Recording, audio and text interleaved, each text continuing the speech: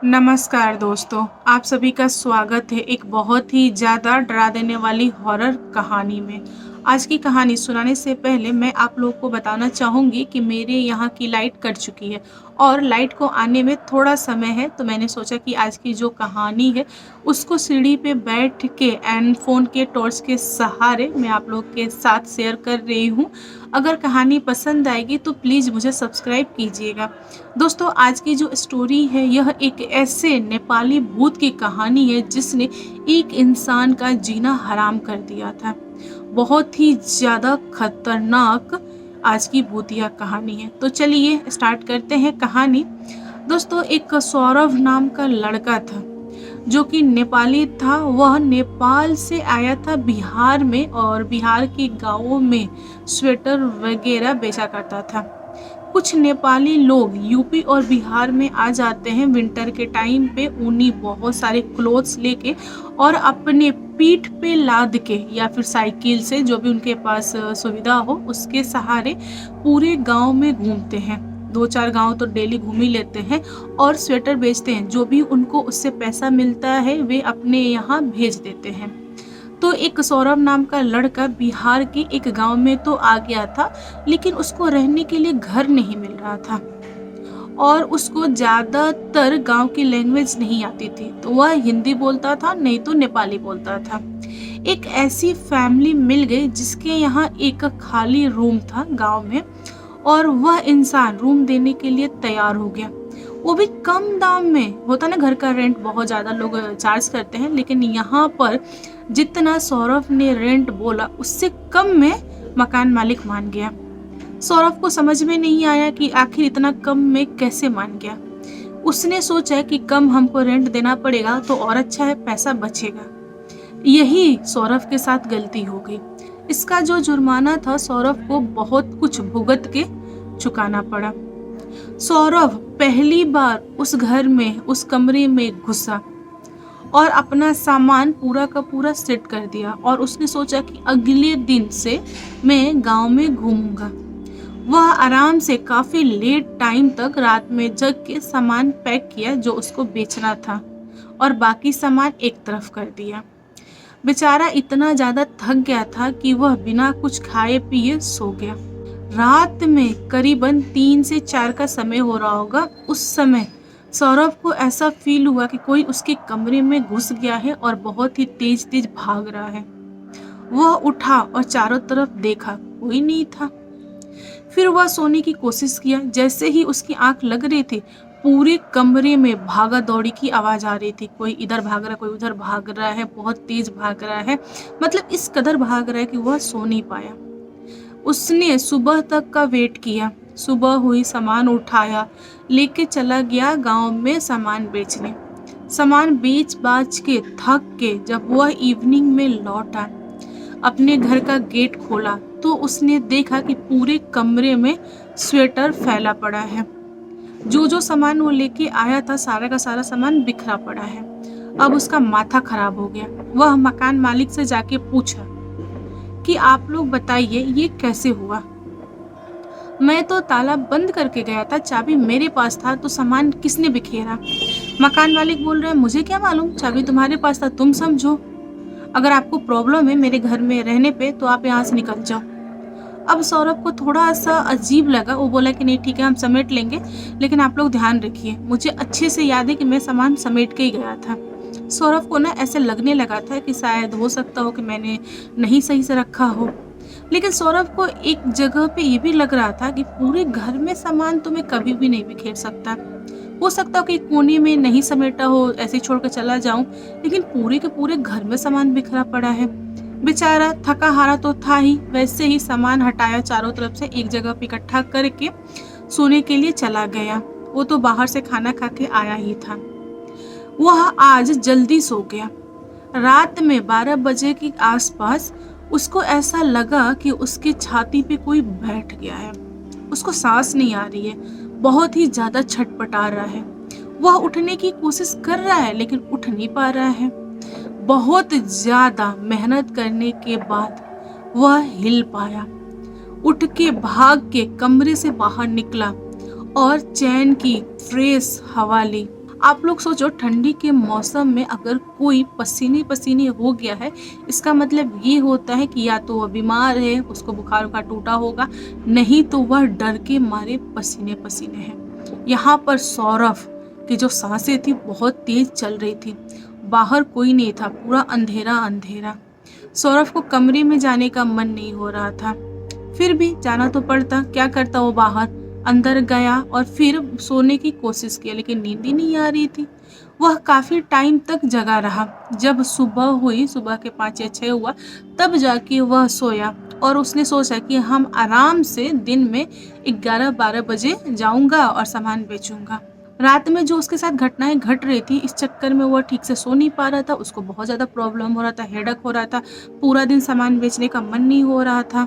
लेकिन गाँव में तो पैसे भेजने थे उसको, इसलिए वह थोड़ा लेट प्लानिंग किया और सुबह का टाइम पे सोया और वो आराम से गया।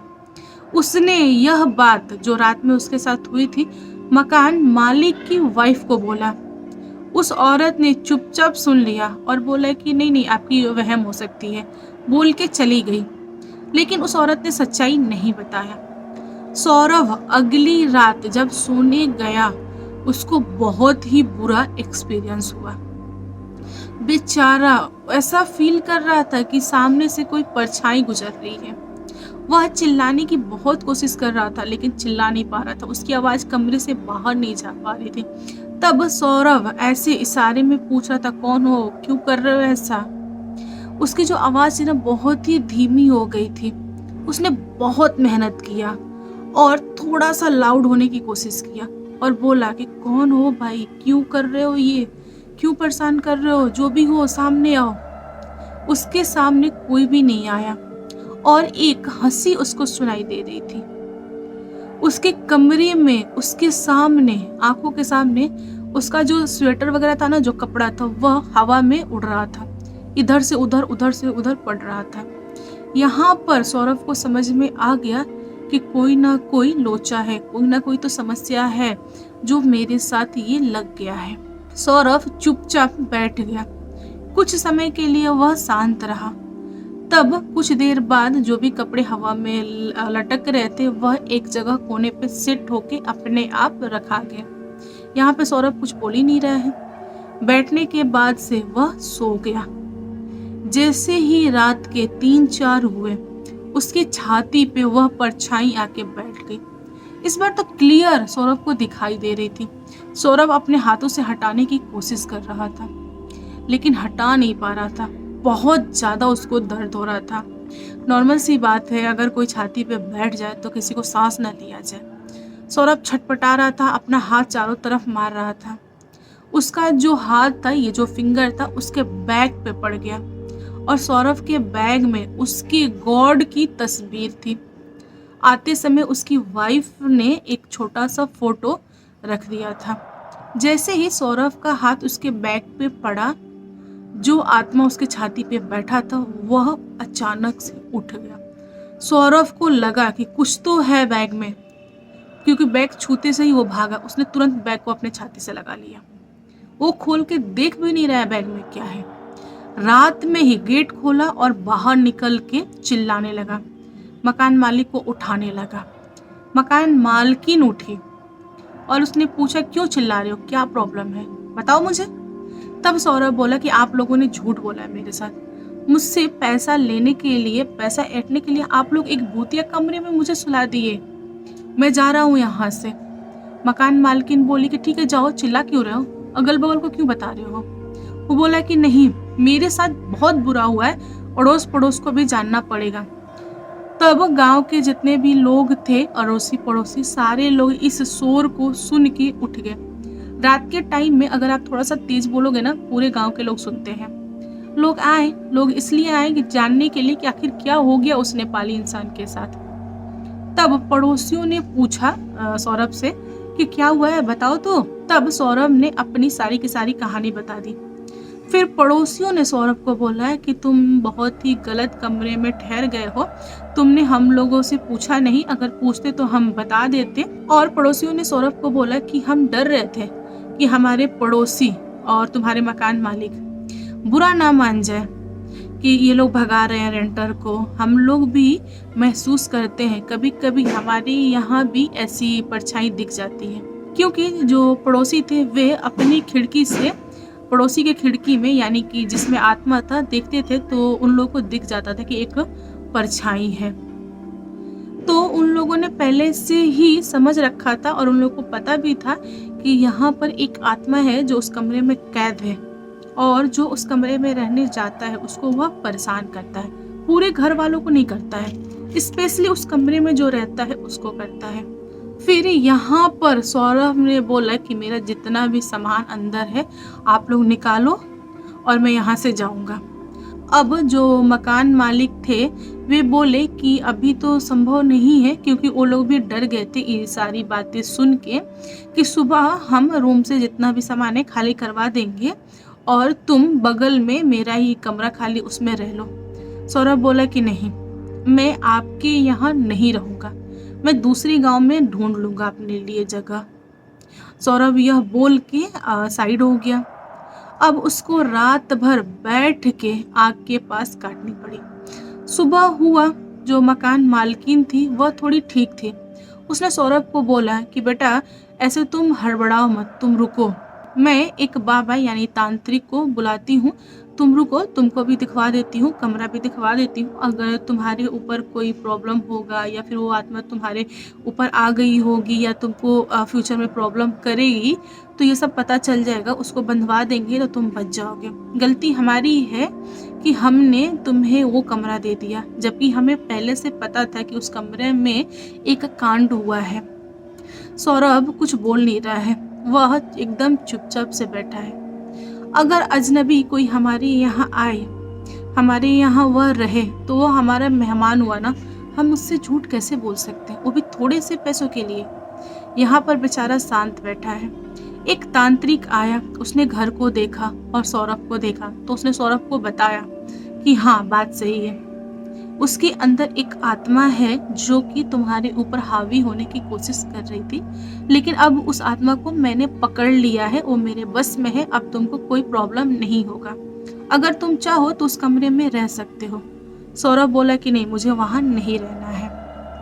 तो सौरभ ने मकान मालकिन से पूछा कि आंटी आपने बेटा बोला है तो बस मुझे इतना बता दो कि आखिर उस आत्मा के साथ प्रॉब्लम क्या था, वो आत्मा क्यों मुझे परेशान कर रही थी और मेरे सामानों के साथ क्यों खेल रही थी, आखिर क्यों।